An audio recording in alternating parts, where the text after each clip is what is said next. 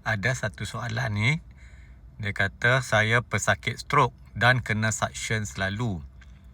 Dah 4 bulan. Saya rasa tertekan kerana tak boleh menelan lagi.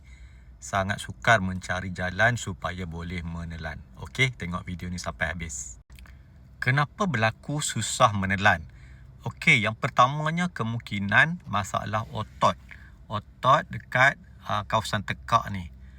So, kalau dia lemah, susah untuk menelan. Kedua, pita suara. Mungkin pita suara lumpuh.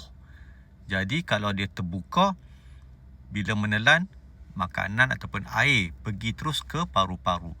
Kalau dia tutup, tak ada masalah. Dan yang ketiga ialah masalah otak. Contohnya kalau pesakit Parkinson ataupun demensia, dia kurang fungsi otak. Jadi, dia nak menelan tu pun dia macam ada delay sikit. Jadi, nak menelan dengan elok, ada 2 cara. Satu, kita ubah suai dari segi apa yang kita makan ataupun minum. Dan yang kedua, kita ubah suai dengan cara kita makan ataupun minum. Okey, dari segi apa yang kita minum ataupun makan, kita ubah kepekatan.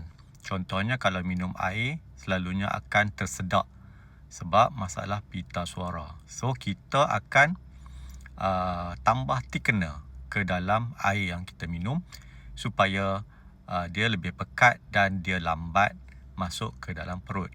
Jadi, tidaklah akan tersedak dengan cepat. Seterusnya, position. Kiranya kalau dalam keadaan baring, cuba minum ataupun makan dalam keadaan duduk supaya tidak tersedak.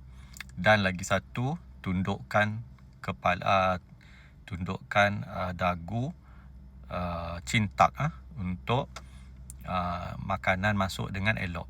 Dan lagi satu, pusingkan kepala sama ada ke kanan ataupun ke kiri.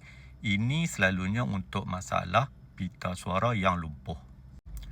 Inilah contoh position untuk makan ataupun minum. Duduk, cintak, tunduk sikit dan pusingkan kepala. Biasanya macam ni doktor ataupun pegawai terapi pertuturan yang akan bagi nasihat cara makan yang betul. Dan ini pula adalah exercise untuk otot. Ada beberapa exercise yang pesakit kena buat supaya otot kawasan tekak kita, lidah kita ni jadi kuat dan boleh senang makan ataupun minum. Ini pula kita nak stimulate kita punya kawasan tekak dengan menggunakan contoh macam kayu aiskrim yang letakkan macam gauze yang sejuk supaya kita stimulate, kita rangsang kawasan dalam mulut, dalam tekak supaya dia bila dia improve nanti dia boleh menelan. Yang ni lagi satu contoh, kita letakkan katakan sudu di dalam peti ais. Jadi kita stimulate dalam kawasan tekak, pangkal lidah.